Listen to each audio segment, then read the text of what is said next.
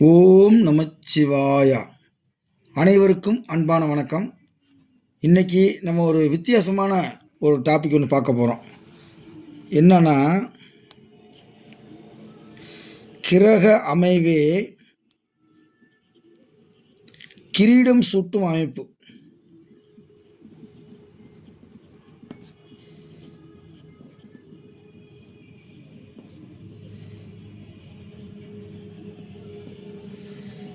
அதாவது ஒருத்தருக்கு கிரகத்தினுடைய அமைப்பு அவங்க பூர்வ ஜென்மத்தில் செய்த புண்ணியத்தினுடைய அமைப்பு அப்படின்னு உங்கள் எல்லாத்துக்கும் தெரியும்.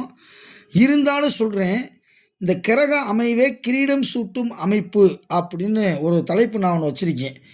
அதாவது ஃபஸ்ட்டு இதில் வந்து 2 வகையான விஷயத்தை பார்க்க போகிறோம். ஒன்று, புலிப்பாணி சித்தர் சொன்ன விஷயம். புலிப்பாணி சித்தர் அவர்கள் சொன்ன விஷயத்தையும், அடுத்து சாராவளி அப்படின்ற புத்தகத்தில் உள்ள செய்தி. இந்த 2 செய்தியையும் இப்போ நம்ம பார்க்க போகிறோம். ஃபஸ்ட்டு புலிப்பாணி சித்தர் சொன்னதை பார்ப்போம். அதாவது ஒரு கட்டத்தை நம்ம பார்க்கும்போது, ஒரு கட்டத்தை நம்ம ஒரு ராசி கட்டத்தையோ அம்ச கட்டத்தையோ எப்படி பார்க்கணும் அப்படின்னா, சூரியன் இருக்கக்கூடிய இடத்திலிருந்து 5, 9 இடங்களில் சந்திரன் இருந்தால் அவருக்கு எவ்வளவு வயசா? 78 ஆண்டுகள் உயிரோடு இருப்பார் அப்படின்றார். அப்போ சூரியன் எங்கே இருக்கிறதோ அதிலிருந்து சந்திரன் 5, 9 இருக்கணும். அதாவது திரிகோணம். அப்போ 1, 2, 3, 4, 5 சந்திரன் இங்கே நல்ல அமைப்பு. ஏன்னா சந்திரன் கடக வீட்டில் 5ஆம் இடத்துல, அதாவது சூரியனுக்கு திரிகோணத்தில் இருக்கார், ஆட்சி பலமாக இருக்கார்.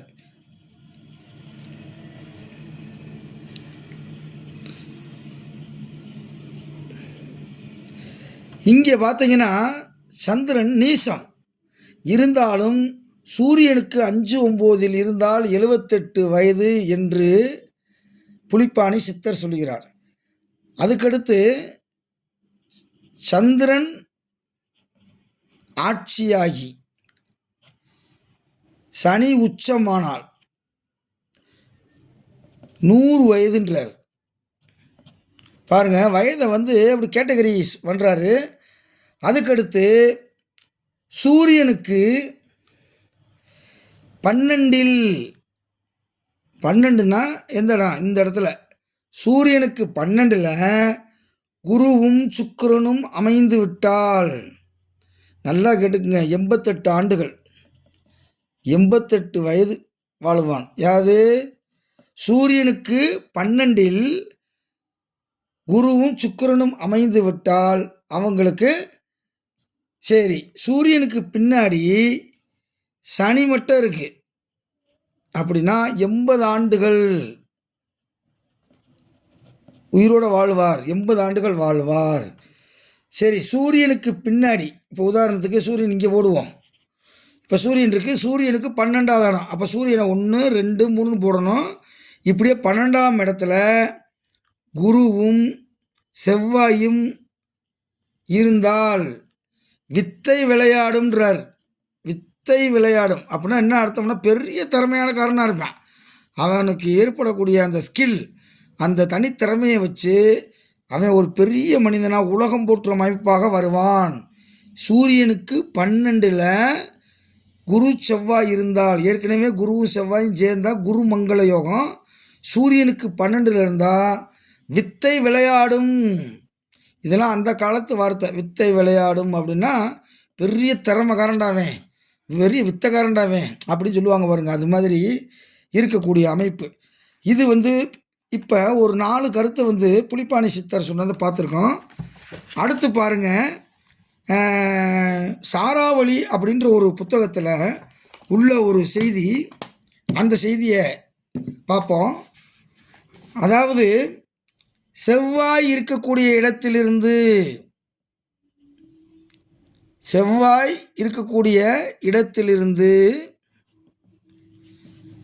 5, 9இல்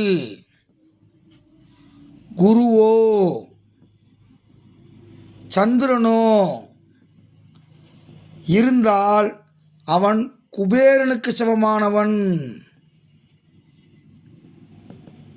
குபேரனுக்கு சமமானவன். அதாவது இது எப்படி பார்க்கணும் அப்படின்னா, செவ்வாய் திசை நடக்குதுன்னு வச்சுக்கோங்க. உதாரணத்துக்கு இங்கே போடுவோம். செவ்வாய் இங்கே மகரத்தில் உச்சம். அப்போ இதிலிருந்து என்ன சொல்கிறாரு, 5ஆம் இடம் 9ஆம் இடத்துல 1 2 3 4 5, 5ல் குருவோ, 6 7 8 9, 9ல் சந்திரனோ, இப்படி அமைப்பு இருக்கணுன்றார். செவ்வாய் இருக்கக்கூடிய இடத்திலிருந்து 5ஆம் இடத்துல குருவோ அல்லது சந்திரனோ, அல்லது குரு சந்திரனோ இருந்தாலுமே சரி, அல்லது இங்கே 9ஆம் இடத்துல குருவோ சந்திரனோ இருவரும் சேர்ந்து இருந்தாலும் சரி, அப்படி இருந்தால் அவன் யாரா, குபேரனுக்கு சமமானவன் என்றார். அப்போ கிரக அமைப்பு எப்படி இருக்கு வருங்க, எவ்வளவு மைனூட்டாக நம்ம பார்க்கணும்னு பார்த்தோமா. அதுக்கடுத்து புதன் இருக்கக்கூடிய இடத்திலிருந்து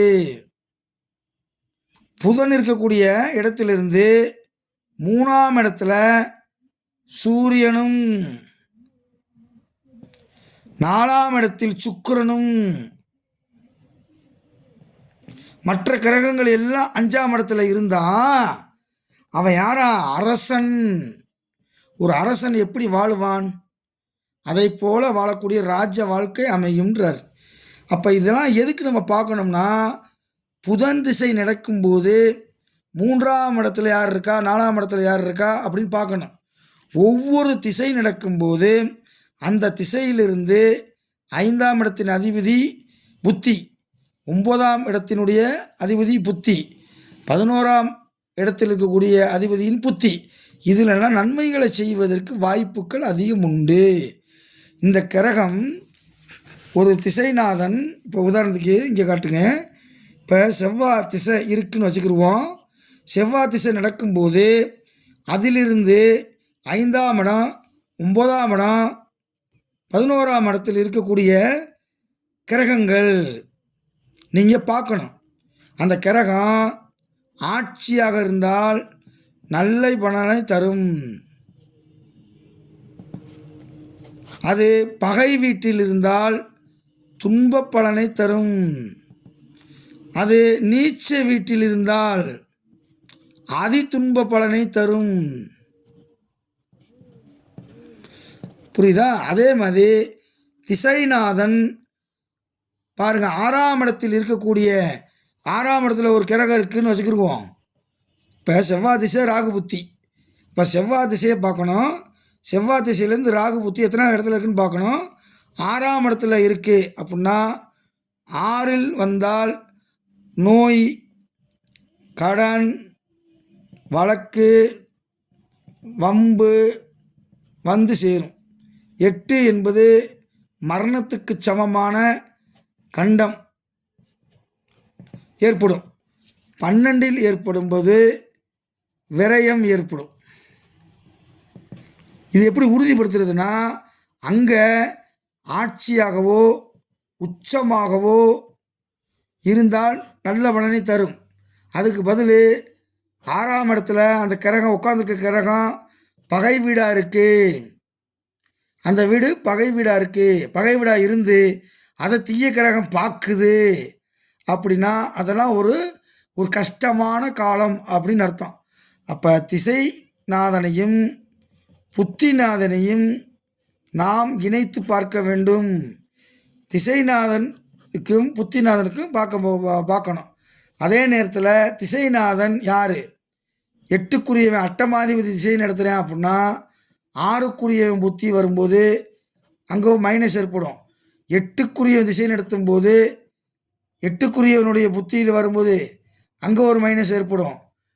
8க்குரியவனுடைய திசையில் 12க்குரியவன் புக்தி நடக்கும்போது அங்கேயும் மைனஸ் ஏற்படும். இதெல்லாம் ப்ளஸ்ஸாக மாறணும், நல்லா இருக்கணும் அப்படின்னா அங்கே கிரகம் வலுவாக இருக்கணும். அதே நேரத்தில் சுவர்களுடைய பார்வை இருக்கணும். இதெல்லாம் இருந்தால் மிகச்சிறந்த ஒரு அமைப்பு. அடுத்து பாருங்கள், குரு திசை நடக்குது. நல்லா கேளுங்க, குரு திசை நடக்குது. இப்போ ஒருத்தருக்கு குரு எங்கே போடுவோம், சும்மா ஒரு இது போடுவோம். உதாரணத்துக்கு குரு திசை நடக்குது. குரு திசை நடக்கும்போது நீங்கள் கவனிக்க வேண்டியது மிக மிக முக்கியமானது. குருவுக்கு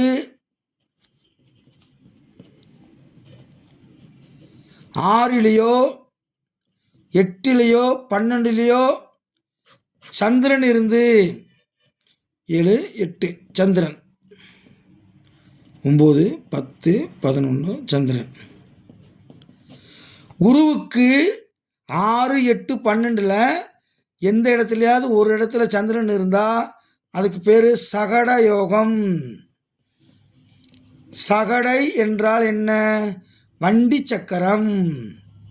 ஒரு வண்டி சக்கரம் எப்படி கீழே இருந்து மேலே அப்படியே போகுதோ, இப்படி போய் இப்படி வரும், மறுபடியும் கீழே இறங்கி மேலே வரும். அது மாதிரி இவர் இந்த திசையில் சொத்தை இழப்பார்.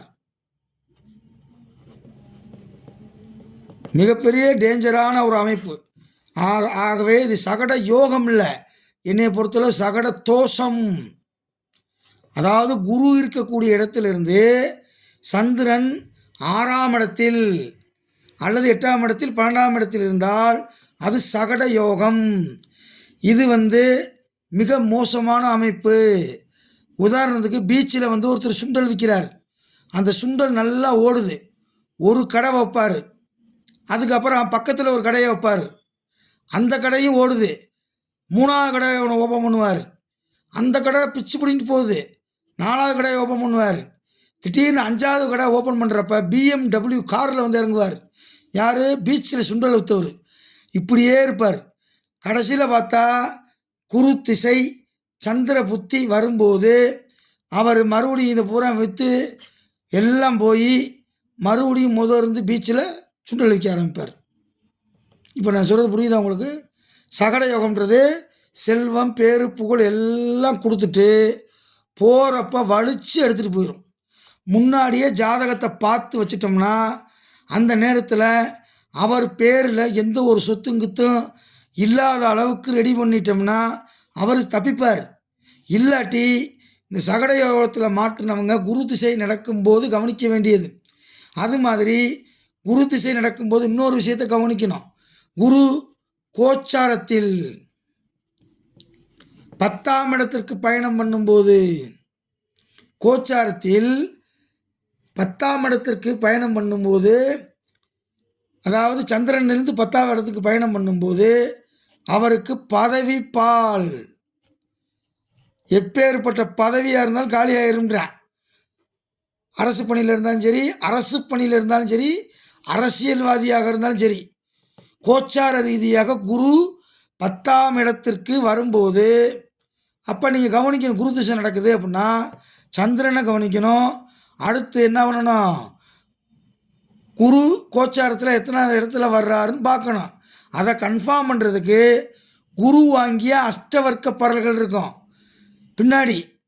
இங்கே கவனி, இங்கே பார்த்தீங்கன்னா ஒவ்வொரு இடத்துலையும் குரு வரும்போது ஒரு 6 பரல்கள், 13 பரல்கள், 8 பரல்கள், 0 பொருள்கள் இப்படின்னு போட்டிருக்கோம். எங்கெங்கெல்லாம் 0 பொருள்கள் இருக்கோ அங்கே குரு கோச்சாரத்தில் வரும்போது குருவால் நமக்கு தீமை தான் ஏற்படும். அப்போ நம்ம ராசி கட்டத்தில் குரு நட்பாய் இருக்கணும், அல்லது ஆட்சியாக இருக்கணும், அல்லது உச்சமாக இருக்கணும், அல்லது சமமாக இருக்கணும். இது இருந்தால் நல்லது நடக்கும். இதுக்கு பதில் பகையாகவோ நீச்சமாகவோ 6 8 12 மறைந்திருந்தாலோ இதெல்லாம் சிக்கலை கொடுக்கக்கூடிய அமைப்பு. அப்போ குரு திசையில் அவருக்கு பயங்கரமான தீமையெல்லாம் ஏற்பட போகுது அப்படின்னு அர்த்தம். வேறு ஒன்றும் இல்லை. கிரக அமைப்பு மிக மிக முக்கியமானது. அடுத்து ஒரே ஒரு செய்தியை மட்டும் பார்ப்போம்.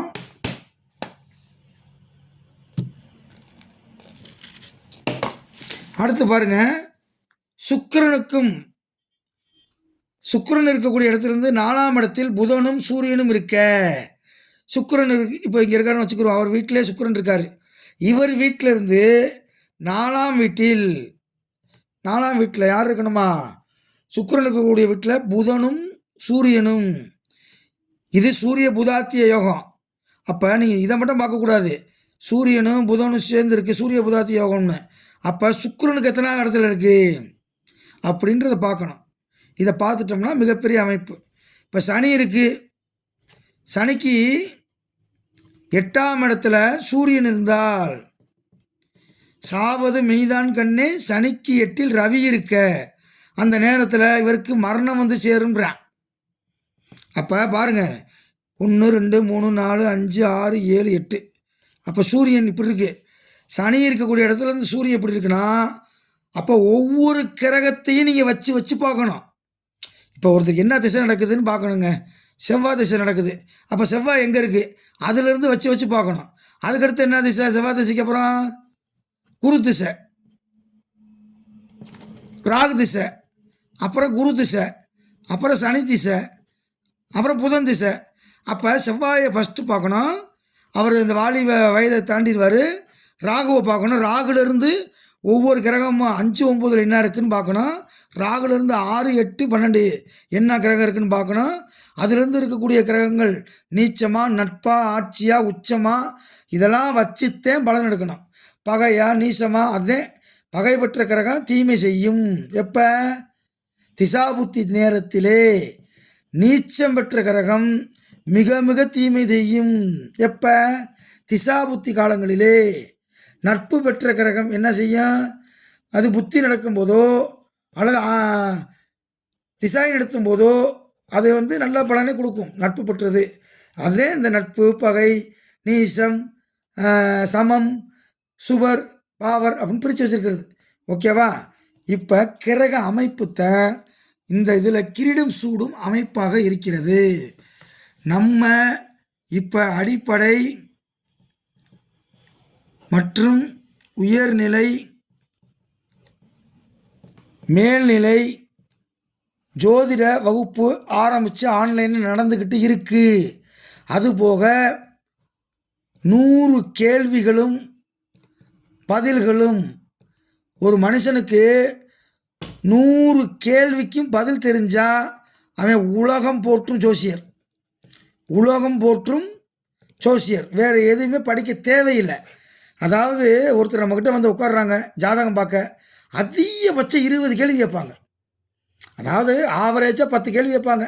எங்கள் அப்பா எப்படி இருக்கார், அம்மா எப்படி இருக்காங்க, என் பிள்ளை ஆயுஷ் எப்படி இருக்குது, ஹெல்த் எப்படி இருக்குது, அவனுக்கு அரசு பணி கிடைக்குமா, அவன் எப்போ வீடு கட்டுவான், அவனுக்கு கல்யாண யோகம் எப்போ இருக்குது, முதல்ல பிறக்கக்கூடிய குழந்தை வந்து ஆண் குழந்தையா பெண் குழந்தையா, இப்படி ஒரு ரெடிமேட் கொஸ்டின் இருக்குது.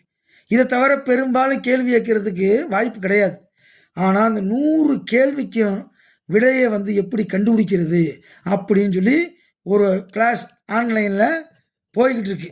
உங்களுக்கு விருப்பமானவங்க நீங்கள் இந்த நம்பருக்கு தொடர்பு கொண்டு முன்பதிவு செய்து கொள்ளுங்கள். இது மிக மிக முக்கியம். இந்த 100 கேள்விக்கு விடை கண்டுபிடிக்க தெரிந்தால் அவன் உலகம் போற்றும் ஜோசியன். அவ்வளோதான். ஓகேவா? நன்றி, வணக்கம்.